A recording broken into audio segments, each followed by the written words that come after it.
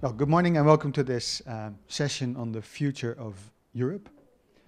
My name is Herko Coomans. I work at the Dutch Ministry of Health, Welfare and Sport, where my main role is that I can play outside like this, so that's a good thing. And I'm here to talk to you about what I said, the future of Europe, and I've given it this fancy title, which I think is if you see this, then you've already seen most of what it is.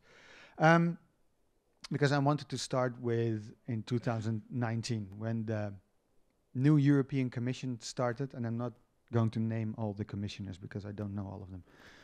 But 2019 was, of course, the year that Brexit was finalized, and the European Commission had a mission to prevent this from ever happening again, and maybe even getting Britain back in, but well, who knows, there's still time. But they had they had a really big political ambition to stop this anti-European sentiment from spreading throughout the continent and becoming more and more a big part of how we work together in Europe, and basically taking away all the attention from the discussions that as a Europeans what we can achieve is together.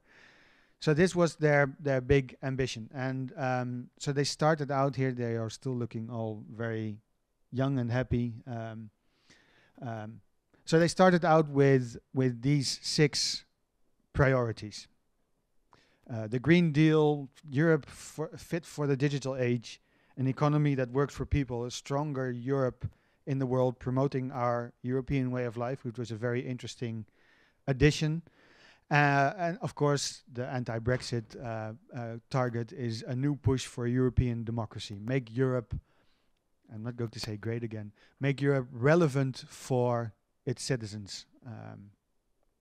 So this was 2019 when they started, and they were looking at that agenda mostly. And then this happened. And I'm not going to explain exactly what happened, but this changed, of course, the agendas everywhere, including for that European Commission. So one of the things that they added to the mix of priorities was pandemic preparedness and crisis preparedness. And they called it the European Health Union. And here's a short summary of the things that they've done in that short period of time to create this European Health Union. It's of course aimed to be better prepared for pandemics and to have a better collaboration at the European level and more control through these European institutions like the European Medicine Agency and the ECDC. So they have new mandates. This was done during the pandemic. They changed and updated the mandates of the EMA and the CDC that included, the proposal at least, included a bigger mandate for surveillance data.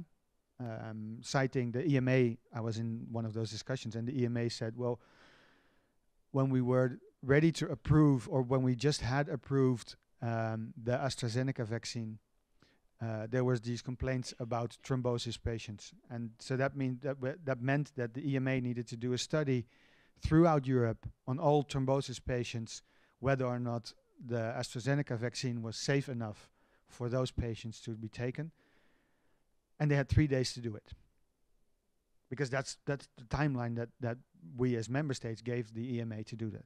So they said, okay, if we codify this in our mandate, then we need better access to patient data and to be able to do better surveillance in order to be able to respond better. And they also created a new Health Emergency Preparedness and Response Authority, which they called HERA. There's a P in there somewhere, so I'm glad they didn't call it HERPA. And one of the other things that they've done is that this commission wanted to do mission-driven policy making So they selected the health mission was beating cancer. So those all were aligned already in this plan for more European involvement in health. And now they've added the European Health Data Space, which I will come back to later. The thing is that in 2012, we all signed the Treaty of Lisbon on the functioning of the EU. And way down in that treaty, it says on Article 168, it says that the European Union will encourage cooperation between the member states in public health and healthcare and lend support interaction. And this is, of course, a treaty text, so it's really, it doesn't say that much. But basically, it means that healthcare is not a European competence. So the European Commission has nothing to say on how we design our healthcare systems or how we deliver healthcare in our member states. But that is something that remains with the member states itself. So there is a friction between the health union and the fact that we all learned that we need to collaborate more in Europe during the pandemic, and now to make Europe relevant to its citizens again by forcing Europe into something that's very much a national competence. So, hands up, please. Who of you have followed this advice? Who have downloaded the E-santé COVID app and activated it? That's interesting because you didn't. Even I have it on my phone. Because when you're in France, you have to act like the French. Did you know that this was a project that is very much a European app? That it's called the DCC, the Digital COVID Certificates, and it's developed in 6 weeks. That's how when we set the standards and created the legislation that made this. And then in the 2 months after that, it was rolled out in 30 countries in 2 months. And currently it's at 67 countries that have accepted that framework. And there's even still 22 in the pipeline. And you can see that there's some interesting countries there among those. And currently the state is that there's more than 1.8 billion of these certificates that have been issued. And these are the test certificates for international travel, all the vaccination certificates and the recovery certificates. 1.8 billion. Developed in 6 weeks, rolled out in 2 months in 30 countries, and now live in 67 countries. So this is something that's also happening. And one of the very interesting things that was presented to us a few weeks ago in Paris during one of our member states meetings is that the same technology is now being used to identify Ukrainian nationals, because the COVID certificate is something that is signed by an authority and then is recognized in all those apps that we have, in the scanner apps. You can do that with a COVID certificate, or you can do that with an identity certificate. So what they've done now is they've used exactly the same technology, and instead of issuing COVID certificates, they're issuing identity certificates that you can then verify with an identity document. But that means you have a digital identity document that you can use throughout Europe and in the 67 countries, now that you can identify Ukrainian refugees with a very high level of trust, because we've already built that trust framework into the technology and into the regulation that's behind this. So this is an interesting use case of reuse of this technology for new use cases. Okay, but now for something completely different. Because one of the 6 priorities that you saw in the beginning was a Europe fit for the digital age. And they started doing that with the European data strategy, which consists of what they call 4 pillars. One is obviously skills, which is one of the most important ones, is to bring the Europeans, citizens and workers and whatever, professionals, and to bring them the skills necessary to be able to compete against other markets. Of course, we need the infrastructures for that. We need to have the economy that's fit for that. And as a key driver, the public services need to be able to drive that European digital economy. And just to highlight one of them, under public services, which for the Netherlands is a really strange one, because healthcare is delivered by private organizations in the Netherlands and not by public organizations. But 100% availability of medical records. And if you see the date at the top right, it says 2030. That's the ambition for all European citizens. 100% of your medical records available digitally. So this didn't start from nowhere.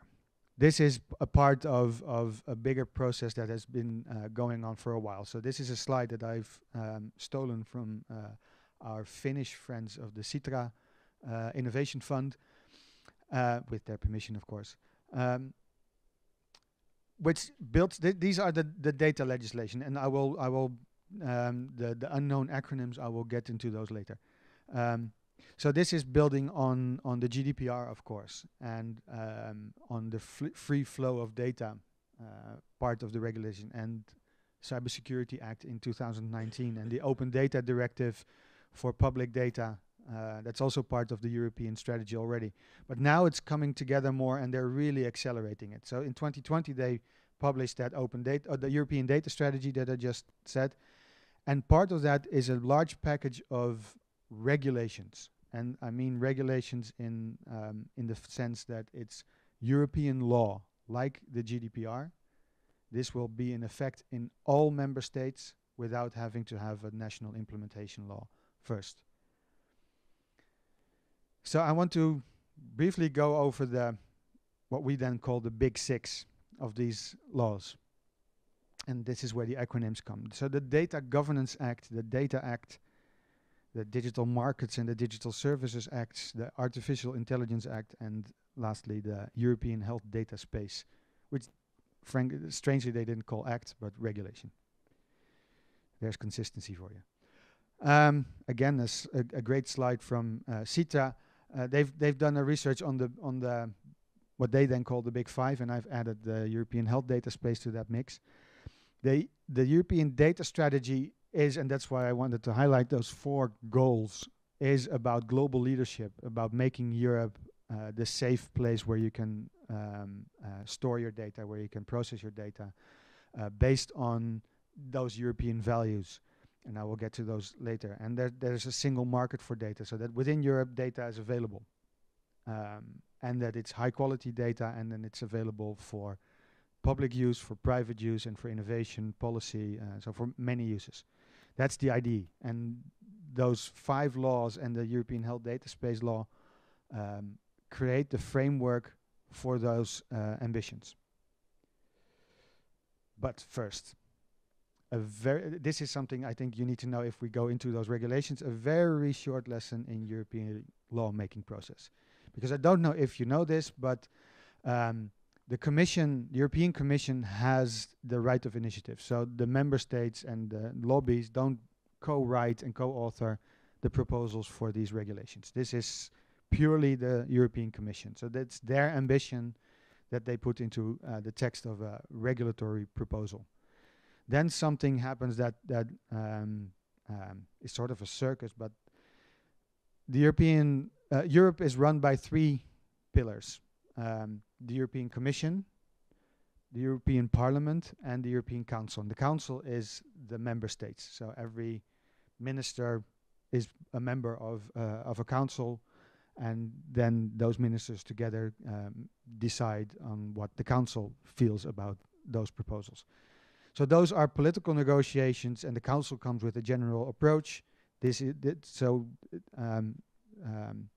We deal with every article, and we say, okay, this needs to be changed like this, and then we negotiate with the other member states, and then come to a a compromise text, and if that compromise text is then approved by the Council, we have a general approach. The same process happens in the European Parliament. There's 3 rapporteurs, as they call it, from different blocks of the political spectrum, and they lead the negotiations between all the parties on amendments that they propose to this legislative text. Then, if both of those forums have come to this this compromise, then they need to renegotiate with the 3 of them, with the Commission, with the Council and the Parliament. And if the Parliament and the Council say, okay, this is our combined compromise text, this is how we negotiated everything, then it's finalized, and if all those bodies have approved the final text, then the legislation gets into force. It's a long process.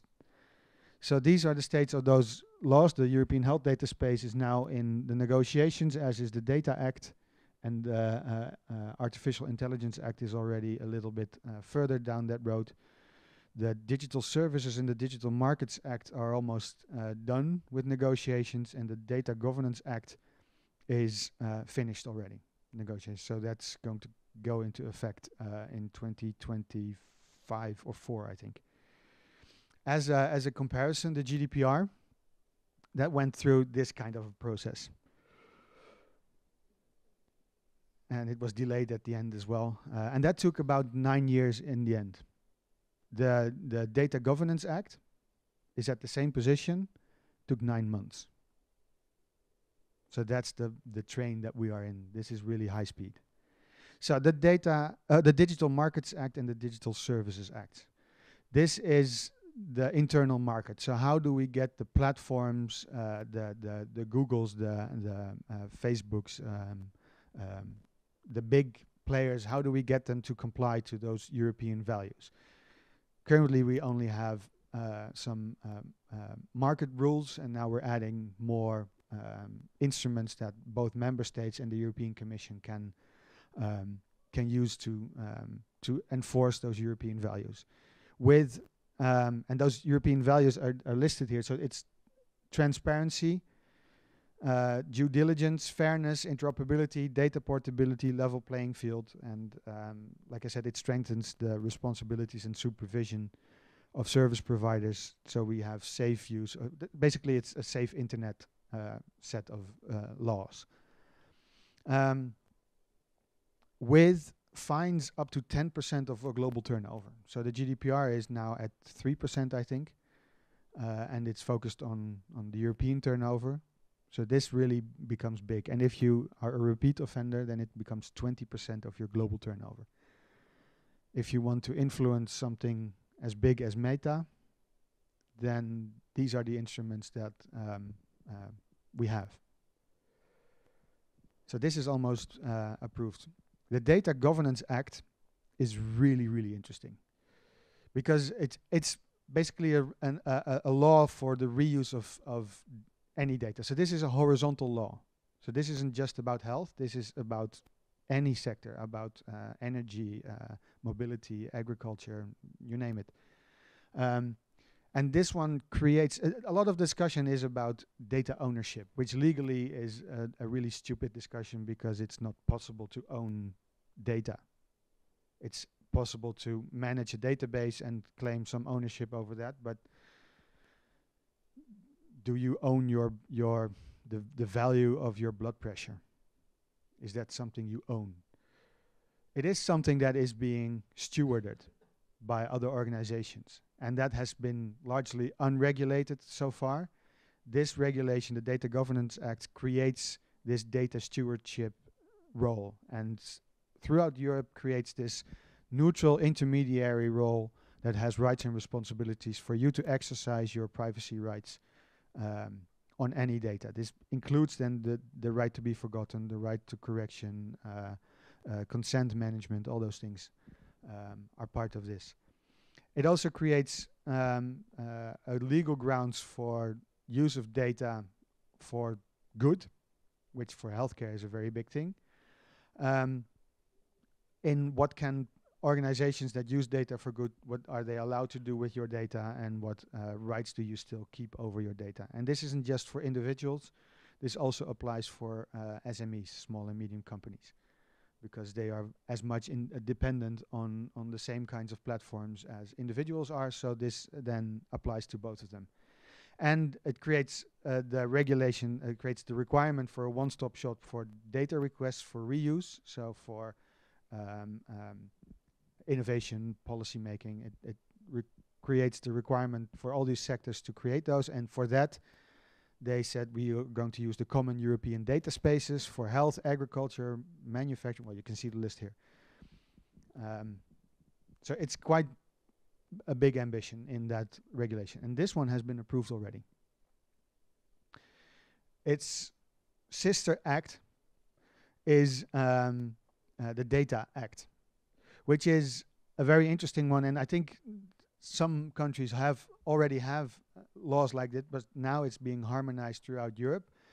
This act creates the legal grounds and the right for citizens and SMEs to access and manage, use and share their own data. And this is data that's created through IoT devices that you own as well. So the data that your car generates, you can access, manage, use and share that data, and you have the right to do that.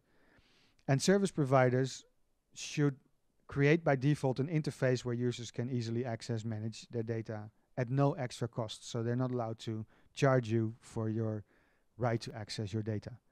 So this creates then the access to all the data that's being generated within that market, and the Data Governance Act then creates the organizations and the framework to manage that data. Okay, and then the question is everything that's possible, is that, do we want that to happen as well within that market? How about our European values of fairness, of, well, France is very big on the ethical principles, which we really love, but how do you translate those into those legal frameworks? So I'm pretty sure you're all aware of the MDR, the Medical Device Regulation, which regulates market access for medical devices. They're doing the same now for algorithms. So the AI Act is a market access regulation for AI, not specifically for health, but for any use. So what they've done is they stratified risk categories, and they also have an unwanted risk category. For instance, social profiling, like they do in China with the social credit score, but also facial recognition in public areas, things like that, are now on that list. That's of course a very big public and political debate now on which uses should be in which categories. If you're a high-risk category, then you have to have a CE mark assessment to be able to access the market. For health, we're now very much in negotiations in that European Council to align this with the MDR. So if you are already in that MDR process, then you don't need to do extra assessments for the AI in that medical device. So to not stack the requirements in that. But in the end, it would mean that you can then rely that within Europe, at least you have safe and ethical use of AI in any sector, which would then fuel innovation a lot. And then what we think is one of the most interesting ones, this is published on May 3rd after it being delayed for 2 times, and is now, like I said before, in negotiation within both the European Parliament and the European Council, so the member states. That's twice a week a meeting in Brussels going over all these articles, so it's quite intense. But the idea here is twofold. One is to harmonize the European EMR market, so the medical records systems. So this is about interoperability throughout Europe. And the other one is to increase the availability of health data for trusted and responsible use. So the idea here is that if we create the framework where we know better at least that the data is structured in the same way throughout Europe, and that by using privacy-preserving technologies, we can make that data available way more than we all think now is possible under the GDPR. So this, in that sense, extends the GDPR and makes a lot more possible with health data, because it removes some of the risk averseness, because we're creating new laws for this, and new instruments to deal with that risk that is specific for healthcare. So in this, again, the ambition is by 2030, 100% of European citizens have access to their medical records. This adds the legal grounds for that. So every patient has the right to access health data throughout the entire European Union. It also means that there's going to be infrastructures for cross-border exchange of healthcare, health data, both in the interoperability infrastructure, so the way we set those standards, and the way we exchange the data itself. And for that, we use what we call the My Health at EU, which is a set of national contact points that are connected to each other. And for that, we're now looking at patient summaries, e-prescriptions, medical images, lab results, discharge letters, rare disease information, and of course, e-vaccinations has been added to the mix as well because of the pandemic. And the list of use cases will grow and grow, but these are already in the regulation itself. And EMR vendors will need to certify that their products comply to the standards, and both in cybersecurity, ethical use, but also in the technical exchange and semantic standards that are linked to these use cases. Again, this is a proposal. The other part of the European health data space is for secondary use. So this is, the first one was for cross-border healthcare, for instance, for for the Beating Cancer mission. We want to be able to access the best care wherever it is in Europe, and for that they need the information and the data. But for secondary use, the use case is way bigger. There's a new federated distributed infrastructure for the reuse of health data for research. It's called Health Data at EU. It's still very much a concept, so it's just on paper right now. But it's based on FAIR data. I don't know if you know that: findable, accessible, interoperable, and reusable, which is Sparkle endpoints with metadata describing the data set within it that you can just query over the internet. And there's literally tens of thousands of these endpoints already, and there's a big push to add more and more of these data points. And a set of authorities, national authorities, that will provide permits that you have already in France, but not every country has that. The Netherlands doesn't. Permit to access that data, including the one-stop shop for that data, for those data sets. And the idea there is that we create these safe environments, these safe platforms where you can access the data and get the results. You can take the results out of that computation, but the data stays in that safe environment. This means that for that you don't need permission from the patient, because the data doesn't change. It's not exchanged, and you can still use it. So that means that the idea there is that there's a lot more data that's available, and a lot less data that's being sent from A to B all the time, including the duplication and all the problems in managing the data. And then there are interoperability, cybersecurity, privacy, and ethical requirements. Finishing up because of time. So for you as both citizens and startups, this means that there is more data available, also from your IoT devices. That there will be better access to data, that there will be a better level playing field, which means that if you're active in one country in Europe, then there won't be any other barriers for other countries. So if you're certified for one country, then you're certified for the whole European Union. And focusing on data portability, and I've added a question mark at interoperability, because basically they say that both the market and the member states have tried for 10 years and failed in interoperability, which I think I agree with.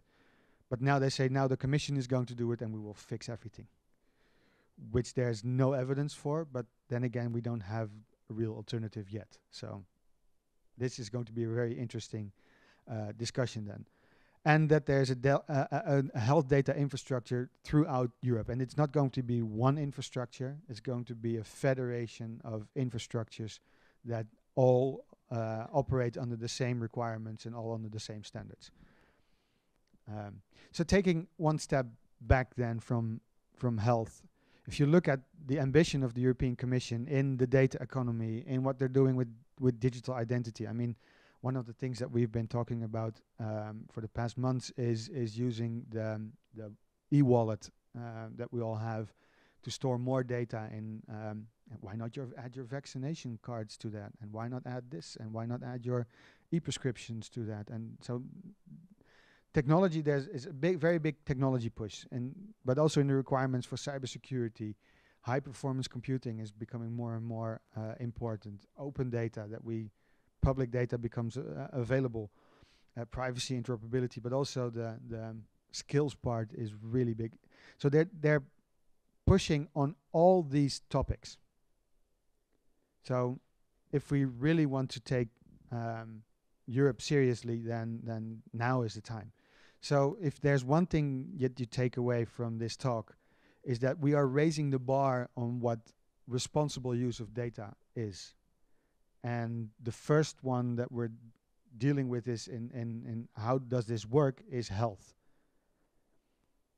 And this will have global implications. So like the GDPR, now in the US, they're even talking about a federal privacy regulation, because 20 states are working on their own, but now it's, and that was a no-go 3 years ago. But because of the GDPR, everywhere in the world we see that they're raising the bar on privacy and taking it really seriously. This whole package of regulations will do the same globally for responsible data access, stewardship, data availability, decentralized infrastructures. So that's, I think, going to be really big. I can talk about this for another hour if you want, but this was what I was sent here to do.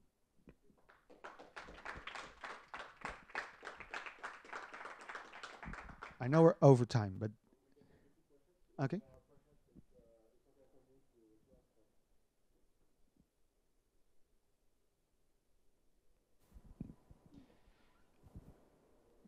It's fantastic that Europe is moving forwards. We, as manufacturers of medical devices, are paying a horrible penalty for Europe moving, let's say, moving. What I can see is the speed in which everything is suddenly appearing. My biggest concern for European manufacturers is how are we going to put everything into place in time? Because if you're going quickly, then you're going to expect us to go quickly. And if we don't go quickly, we... It's an excellent point. And that's why I added the slide of the process of the lawmaking and the negotiations. So there's two places that you can lobby for to take those concerns seriously. Because I completely agree, it either works or this will fail. There's as it currently stands, the proposal, I don't think it will work. So we need more discussion on this, and preferably not just political discussions in those two arenas, but practical discussion. If we want to make this a success, how do we change the proposal to actually make it work? One is the European Parliament. Use the lobby in Brussels and from everywhere else to influence the debate in Parliament, because that's a very important thing. The other one is that every government has representatives in the council. So from France, I know it's the Ministry of Health and Prevention, now it's called.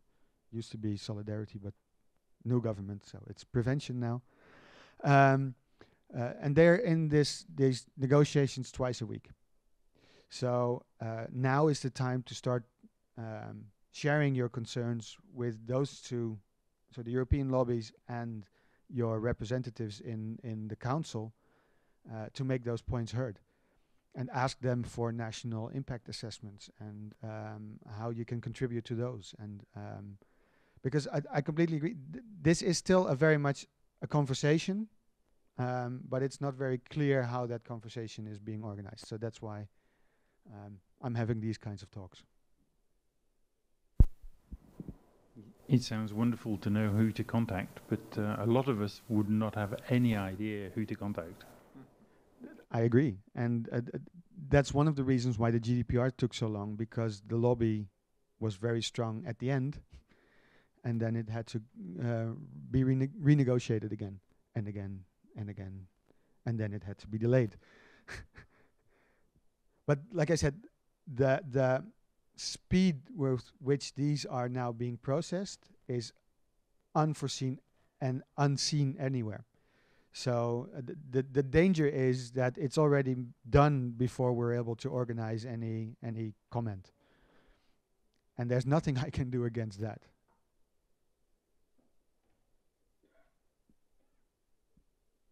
No more questions? Then thank you very much.